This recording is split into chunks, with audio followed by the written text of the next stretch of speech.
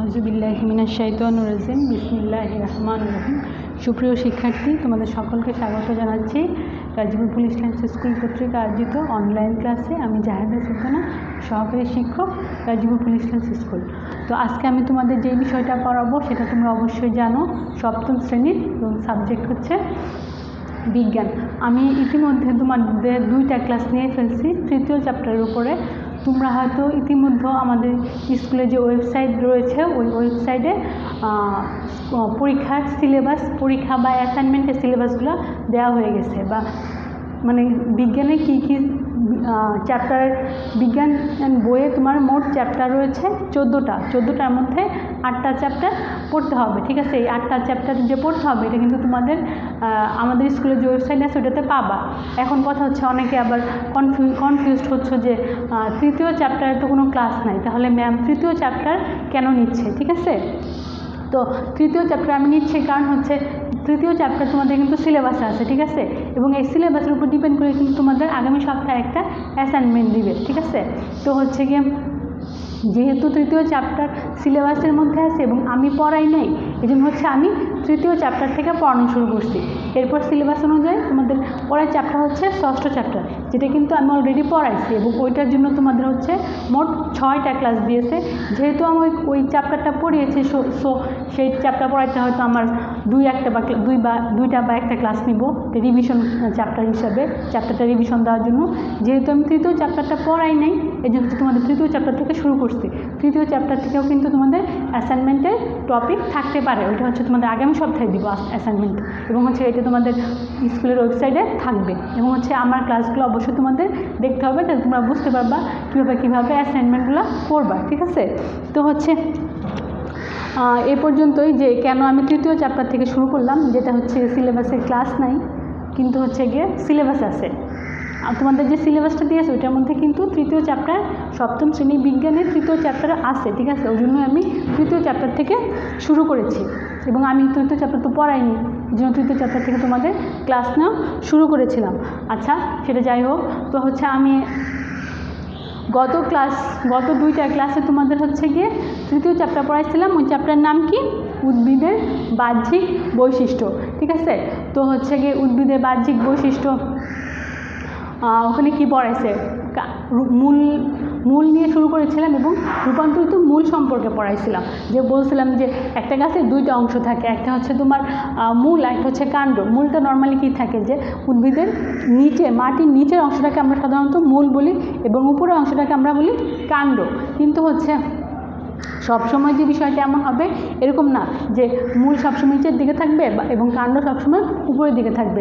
এই মূলের বা কাণ্ডের যে কাজ অনুসারে তাদের অবস্থানের পরিবর্তন হবে, এটাই হচ্ছে তোমার মূল বা কাণ্ডের রূপান্তর। তার মানে কি, মূল হচ্ছে তোমার উপরে থেকে উৎপন্ন হয়ে মাটির নিচে প্রবেশ করতে পারে, আর হচ্ছে কাণ্ড হচ্ছে মাটির নিচে যাইতে পারে। ঠিক আছে, তো এই রূপান্তরগুলো ওইটাই তোমাদের আমি গত ক্লাসে পড়িয়েছিলাম। তো ওটা ছিল হচ্ছে গিয়ে মূলের রূপান্তর। মূলের রূপান্তরিত হয়ে যে ফর্মগুলো তৈরি হয় সেগুলো হচ্ছে তোমার মূলের রূপান্তর। আজকে আমি তোমাদের যে টপিকটা পড়াবো সেটা হচ্ছে তোমাদের কাণ্ডের রূপান্তর। ঠিক আছে, তো কাণ্ডের রূপান্তর সম্পর্কে জানতে গেলে তোমাদের এখন হচ্ছে গিয়ে যে বিষয়টা জানতে হবে সেটা হচ্ছে গিয়ে তোমার কাণ্ড কাকে বলে, বা কাণ্ডকে কয়টা অংশে ভাগ করা যায়। ঠিক আছে, তো হচ্ছে গিয়ে কাণ্ড তো তোমরা চিনোই, যে উদ্ভিদের উপরের পার্টটাকে আমরা বলবো হচ্ছে কাণ্ড। ঠিক আছে, মানে কি, যেই অংশটা আমরা দেখতে পারতেছি ওটা হচ্ছে কাণ্ড। তার মানে কি, যে লতা পাতা ফুল যেখানে উৎপন্ন হয়, শাখা প্রশাখা, উদ্ভিদের ডালপালা যে উৎপন্ন হয়, এটাই হচ্ছে উদ্ভিদের কাণ্ড। ঠিক আছে, তো হচ্ছে গিয়ে আবার কাণ্ডের মধ্যে কতগুলো অংশ আছে, ঠিক আছে, বা কাণ্ডে কতগুলো বিভাজন আছে। এগুলো কি, কাণ্ডকে কয় ভাগে ভাগ করা যায়? কাণ্ডকে 4 ভাগে ভাগ করা যায়। ওই ভাগগুলো কি? 1 হচ্ছে পর্ব, 2 হচ্ছে পর্বমধ্য, 3 হচ্ছে গিয়ে কাক্ষিক মুকুল, 4 হচ্ছে অগ্রমুকুল। তার মানে কি, একটা কাণ্ডকে তুমি কয় ভাগে ভাগ করতে পারো? 4 ভাগে ভাগ করতে পারো। ঠিক আছে, সেই ভাগগুলো কি? পর্ব, পর্বমধ্য, অগ্রমুকুল এবং হচ্ছে কাক্ষিক মুকুল। আচ্ছা, তাহলে হচ্ছে গিয়ে কাণ্ডের প্রথম অংশটা কি? সেটা হচ্ছে পর্ব।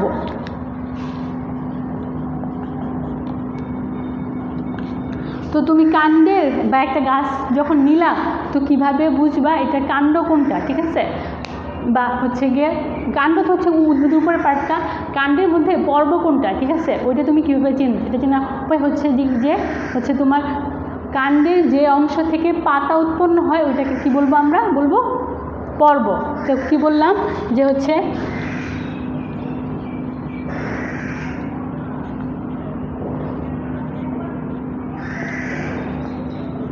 কাণ্ডের যে অংশ হতে পাতা উৎপন্ন হয়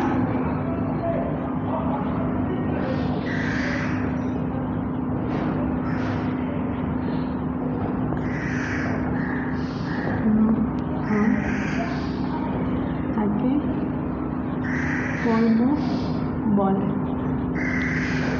তাহলে কি বললাম, উদ্ভিদের কাণ্ডের যেই অংশ থেকে পাতা উৎপন্ন হয় সেটা হচ্ছে গিয়ে পর্ব। এই ছবিটা দেখো, এই ছবির মধ্যে কি আছে তোমাদের, যে এই যে একটা উদ্ভিদ হয় এটা কি নিচের অংশ, তার মানে এটা হচ্ছে কি মূল, এই উপরের পুরাটা হচ্ছে তোমার, এই উপরের পুরাটা হচ্ছে তোমার কাণ্ড। তো কাণ্ডের যে অংশ থেকে পাতা উৎপন্ন হয় সেটাকে কি বলবো আমরা, পর্ব। তার মানে কি, এটাকে আমরা বলবো হচ্ছে গিয়ে পর্ব। তাহলে কি বললাম, কাণ্ডের যে অংশ থেকে পাতা উৎপন্ন হয় সেটাকে বলা হচ্ছে পর্ব। আচ্ছা, এরপরে হচ্ছে তোমার পর্ব মধ্য। পরের কাণ্ডের পরের অংশটার নাম হচ্ছে কি, পর্ব মধ্য। কাণ্ডের পরের অংশটার নাম কি, সেটা হচ্ছে পর্ব মধ্য।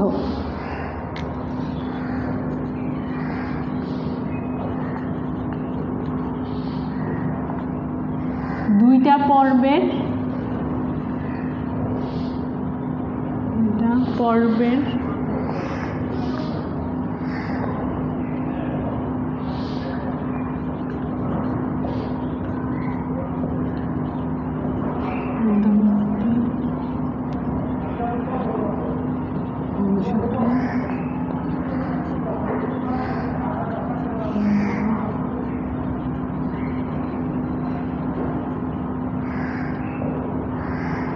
তাহলে কি পর্ব মধ্যটা কি, যে স্থান থেকে পাতা উৎপন্ন হয় ওটা হচ্ছে পর্ব। একটা পাতা উৎপন্ন হলেও তারপর গাছের আরেকটা জায়গায় আরেকটা পাতা উৎপন্ন হয়, এই যে দুইটা পর্বের মাঝখানে যে ফাঁকা জায়গাটা থাকে, ঠিক আছে, এটাকে বলে তোমার হচ্ছে গিয়ে পর্ব মধ্য, ঠিক আছে। তাহলে পর্ব মধ্য কি, দুইটা পর্বের মধ্যবর্তী যে ফাঁকাটা সেটা হচ্ছে পর্ব মধ্য। এখানে ছবিটা দেখো, ছবিটার মধ্যে কি বলছে, এটা একটা পর্ব, এটা একটা পর্ব, তার মানে কি মাঝখানে ফাঁকা জায়গা হচ্ছে এইটুকু, তো এটা হচ্ছে গিয়ে পর্ব মধ্য, ঠিক আছে। এই জায়গাটার নাম হচ্ছে পর্ব মধ্য। তারপর যে অংশটা রয়েছে কাণ্ডে সেটা হচ্ছে তোমার অগ্র কাক্ষিক মুকুল। সেই অংশটার নাম কি, সেটা হচ্ছে গিয়ে কাক্ষিক মুকুল।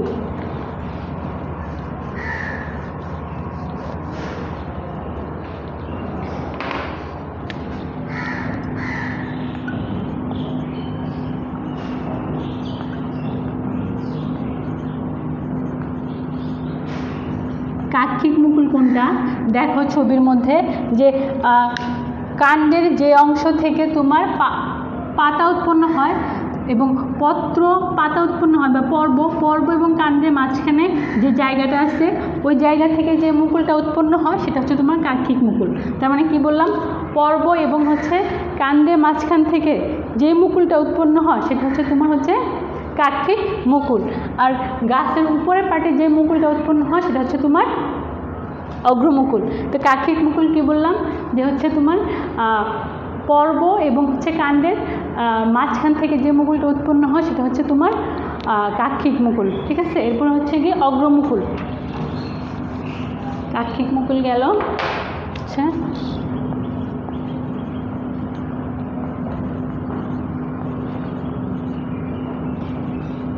অগ্রমুকুলটা কি, যে উদ্ভিদের কাণ্ডের উপরের অংশে যে মুকুল উৎপন্ন হয় সেটা হচ্ছে তোমার হচ্ছে অগ্রমুকুল। তো এতক্ষণকে আমরা কি পড়লাম, যে হচ্ছে গিয়ে উদ্ভিদের কাণ্ড থাকলে অবশ্যই তার পর্ব থাকবে, পর্ব মধ্য থাকবে, কাক্ষিক মুকুল থাকবে এবং অগ্রমুকুল থাকবে। তার মানে যদি আমরা এখন হচ্ছে রূপান্তরিত কাণ্ডটা পড়ব, এটা গেল হচ্ছে কাণ্ডের প্রকারভেদ বা কাণ্ডের বিভিন্ন অংশ। আজকে আমরা যে টপিক পড়াবো সেটা হচ্ছে কি তোমার রূপান্তরিত কাণ্ড।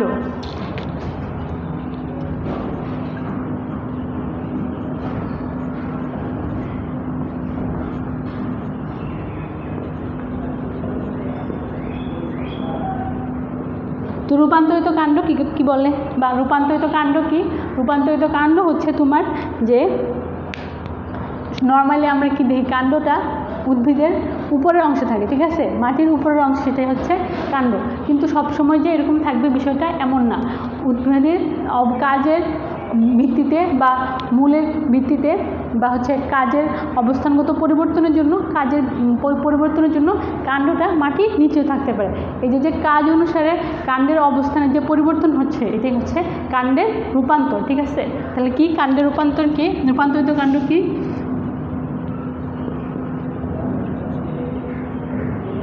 উদ্ভিদের কাণ্ডের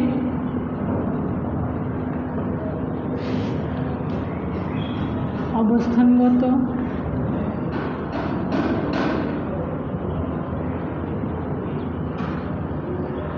ও প্রকৃতিগত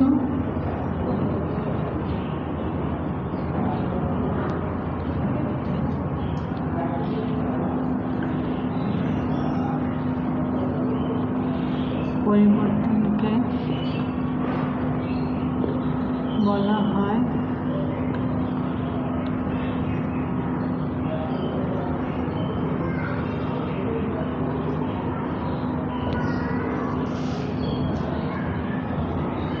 কি বললাম, যে উদ্ভিদের অবস্থানগত এবং প্রকৃতিগত পরিবর্তনকে বলা হয় হচ্ছে রূপান্তরিত কাণ্ড। আচ্ছা, এটা কি বলছি? উদ্ভিদের কাণ্ডের অবস্থানগত এবং প্রকৃতিগত পরিবর্তনকে বলা হয় রূপান্তরিত কাণ্ড। এটা গেল হচ্ছে রূপান্তরিত কাণ্ড। এখন হচ্ছে রূপান্তরিত কাণ্ড কয় প্রকার? রূপান্তরিত কাণ্ড হচ্ছে তোমার 3 প্রকার। রূপান্তরিত কাণ্ড কয় প্রকার? রূপান্তরিত কাণ্ড 3 প্রকার। কি কি?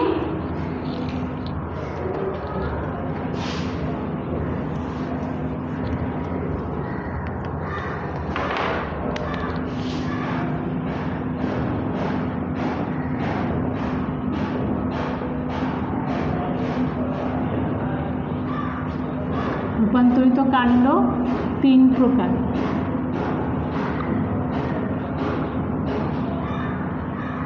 এক নাম্বার হচ্ছে ভূনিম্নস্থ কাণ্ড,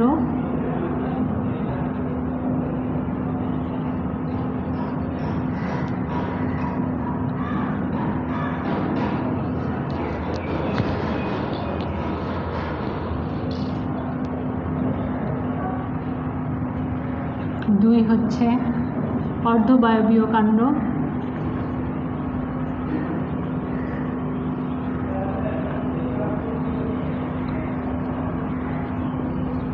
তিন হচ্ছে বায়বীয়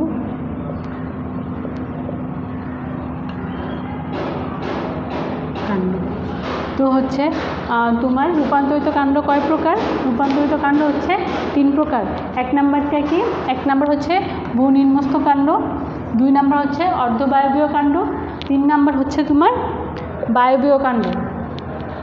এখন হচ্ছে গিয়ে আমরা পড়ব ভূনিম্নস্থ কাণ্ড। ভূনিম্নস্থ কাণ্ড, এটা নাম শুনে কি মনে হচ্ছে? কাণ্ড যদি হচ্ছে উদ্ভিদের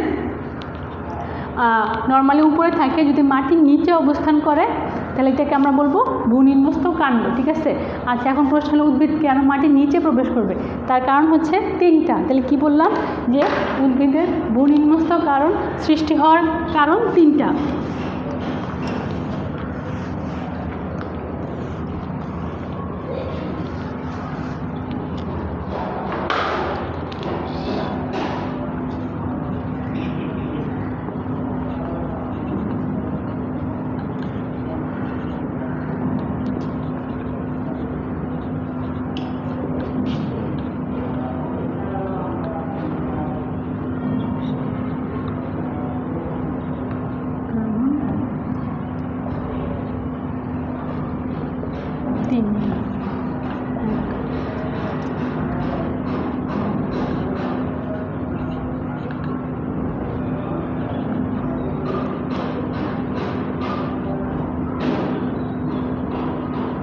কি বললাম? উদ্ভিদের ভূনিম্নস্থ কাণ্ড হওয়ার কারণ হচ্ছে 3টা। কি কি? এক হচ্ছে প্রতিকূল পরিবেশে টিকে থাকা,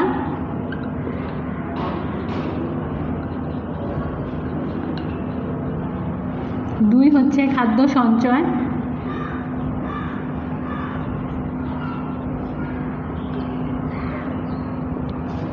হচ্ছে অঙ্গজ উপায়ে বংশবৃদ্ধি।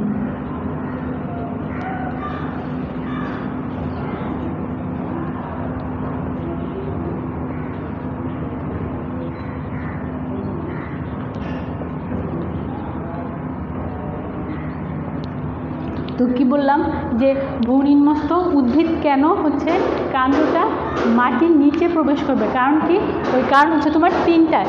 এক নাম্বার কারণ কি?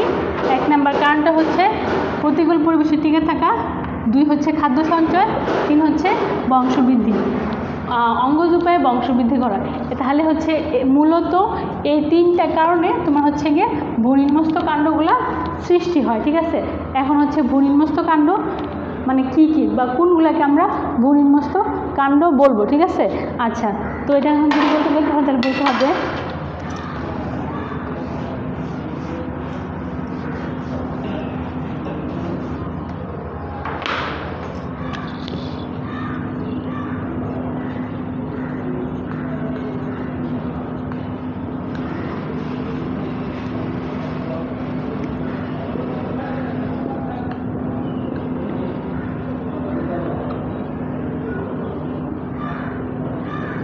ভূনিম্নস্থ কাণ্ডের প্রকারভেদ।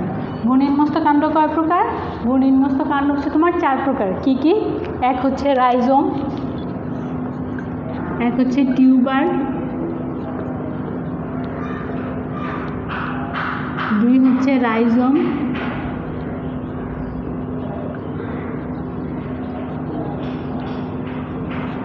3 হচ্ছে কন্দ, 4 হচ্ছে গুঁড়িকন্দ। তো কি বললাম যে হচ্ছে গিয়ে কাণ্ড উদ্ভিদের নিচেও থাকতে পারে, সেক্ষেত্রে কি হবে তোমার হচ্ছে গিয়ে কেন হয় ওই যে 3টা কারণ, এবং হচ্ছে গিয়ে ভূনিম্নস্থ বা মাটির নিচের কাণ্ডের প্রকারভেদ হচ্ছে 4টা। কি কি? সেটা হচ্ছে 1 হচ্ছে টিউবার, 2 হচ্ছে রাইজোম, 3 হচ্ছে কন্দ, 4 হচ্ছে গুঁড়িকন্দ। ঠিক আছে, তো হচ্ছে টিউবার কোনটা? তোমরা সবাই আলু দেখছো না? আলু যে নর্মালি আমরা আলুটা খাই সবজি হিসাবে, আলু দেখো না এমন বাংলাদেশে কোনো মানুষ নাই। ঠিক আছে, আলু সবাই দেখছো। এই আলুটা হচ্ছে তোমার টিউবার বা স্ফীতস্কন্দের উদাহরণ। তাহলে আলু কিসের উদাহরণ? আলু হচ্ছে তোমার টিউবারের উদাহরণ। এখন হচ্ছে এটা যেহেতু কাণ্ড, আলু হচ্ছে কাণ্ড, তার মানে নাকি এটার মধ্যে পর্ব থাকবে, পর্বমধ্য থাকবে, শল্কপত্র থাকবে এবং হচ্ছে কাকৃক মুকুল থাকবে। ঠিক আছে, এবং এই কাণ্ডটা পরবর্তীতে মাটির নিচে খাদ্য সঞ্চয় করে কেমন হয়? গোলাকার আকার ধারণ, গোলাকার ধারণ করে। তার মানে কি আলুর শেপ কেমন? অনেকটা গোল গোল না? তার মানে কি এটা খাদ্য সঞ্চয় করে মাটির নিচে এরকম একটা আকৃতি ধারণ করে, এটা হচ্ছে গিয়ে টিউবার। তাহলে হচ্ছে গিয়ে ভূনিম্নস্থ কাণ্ডের টিউবারের উদাহরণ হচ্ছে গিয়ে আলু। ঠিক আছে,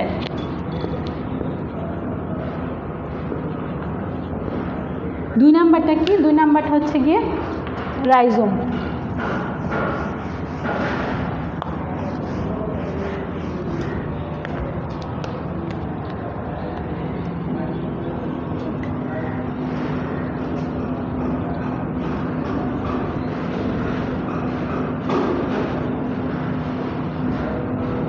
ভূনিম্নস্থ কাণ্ডের দ্বিতীয় ভাগটা হচ্ছে কি? রাইজোম। রাইজোমগুলো কি কি?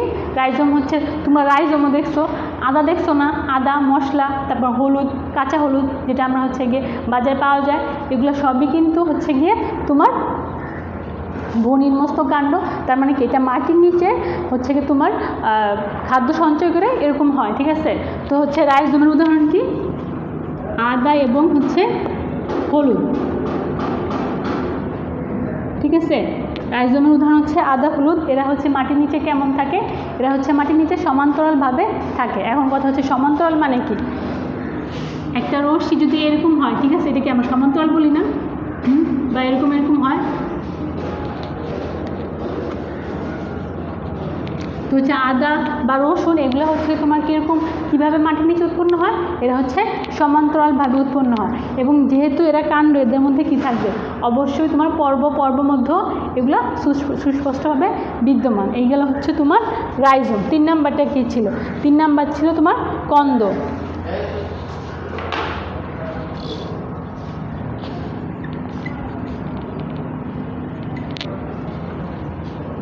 কন্দের উদাহরণ হচ্ছে পেঁয়াজ রসুন।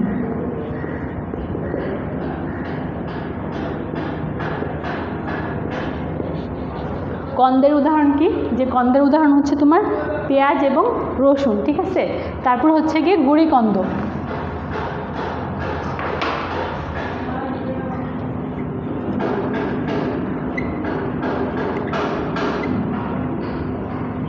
গুঁড়ি কন্দের উদাহরণ কি হচ্ছে কি তোমার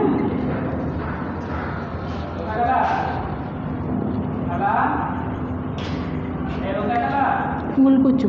গুঁড়ি কন্দের উদাহরণ কি? গুঁড়ি কন্দের উদাহরণ হচ্ছে তোমার উলকচু। এই তো গেল হচ্ছে গিয়ে ভূনির্মস্ত কাণ্ড। এরপর কি আসছে? এরপর হচ্ছে অর্ধবায়বীয় কাণ্ড।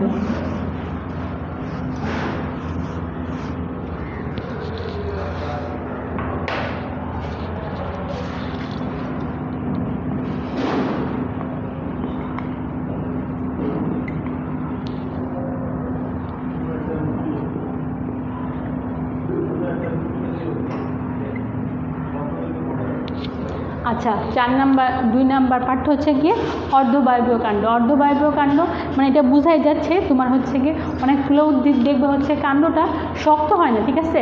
মানে হচ্ছে উদ্ভিদটা মাটিতে শোয়ানো অবস্থা থাকে। এই যে শোয়ানো অবস্থায় উদ্ভিদগুলো যেমন হচ্ছে কচুরিপানা, টোপাপানা, তারপর হচ্ছে তোমার ধানকুনি, এইগুলো কি মাটির সাথেই থাকে না, ম্যাক্সিমাম দুবলা ঘাস মাটির সাথেই থাকে না, এদের কিন্তু আলাদা করে হচ্ছে গিয়ে বড় হয় না। এই জাতীয় উদ্ভিদগুলো তোমার হচ্ছে কি তোমার এই যে বায়বীয় কাণ্ডের উদাহরণ, ঠিক আছে। তাহলে বায়বীয় কাণ্ড কোনগুলো? যেগুলো হচ্ছে তোমার মাটিতে শোয়ানো অবস্থায় থাকে সেগুলো হচ্ছে তোমার অর্ধবায়বীয় কাণ্ড, ঠিক আছে। আবার অর্ধবায়বীয় কাণ্ডকে কয় ভাগে ভাগ করা যায়? অর্ধবায়বীয় কাণ্ডকে তোমার 4 ভাগে ভাগ করা যায়। কি এই ভাগগুলো কি কি? 1 নম্বর হচ্ছে তোমার কি দ্রাবক, 1 হচ্ছে ধাবক, 2 হচ্ছে বক্রধাবক,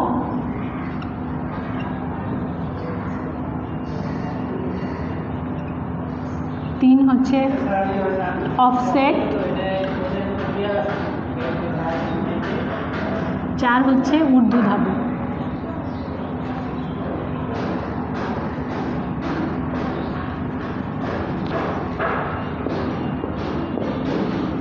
আচ্ছা, তাহলে কি অর্ধবায়বীয় কাণ্ড কয় প্রকার? অর্ধবায়বীয় কাণ্ড হচ্ছে 4 প্রকার। 1 হচ্ছে ধাবক, 2 হচ্ছে বক্রধাবক, 3 হচ্ছে অফসেট এবং 4 হচ্ছে ঊর্ধ্বধাবক। আচ্ছা, তাহলে ধাবকের ক্ষেত্রে কি হবে? ধাবকের ক্ষেত্রে ধাবকের উদাহরণ কি?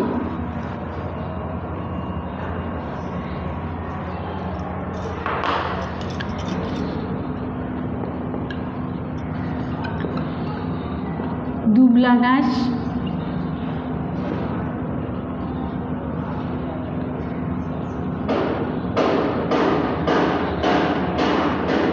দুবলা ঘাস হচ্ছে তোমার ধাবকের উদাহরণ। তার মানে কেটে হচ্ছে গিয়ে মাটিতে শোয়ানো অবস্থায় থাকে, ঠিক আছে। তারপর হচ্ছে ঊর্ধ্বধাবক।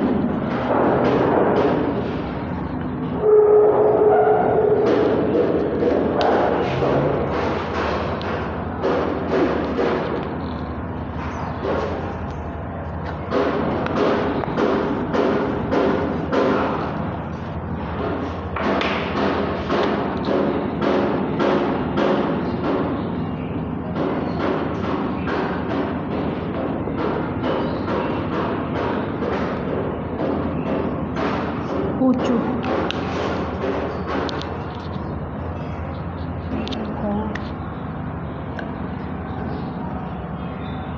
ঊর্ধ্বধাবকের উদাহরণ হচ্ছে তোমার কচু গাছ, ঠিক আছে। তারপর হচ্ছে কি অফসেট, টোপাপানা, কচুরিপানা, এগুলো হচ্ছে তোমার অফসেটের উদাহরণ, ঠিক আছে। এদের পর্ব মধ্যগুলো তোমার ছোট হয়।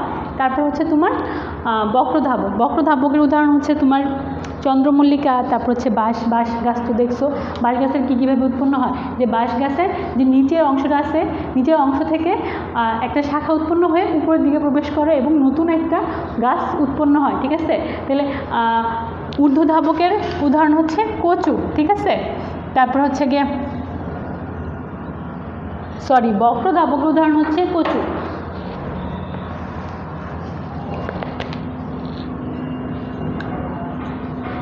বক্রধাবক,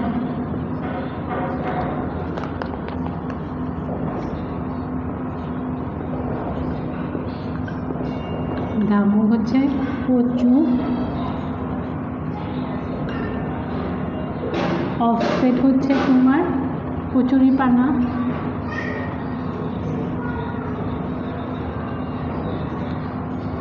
ঊর্ধ্বধাবক হচ্ছে তোমার বাঁশ।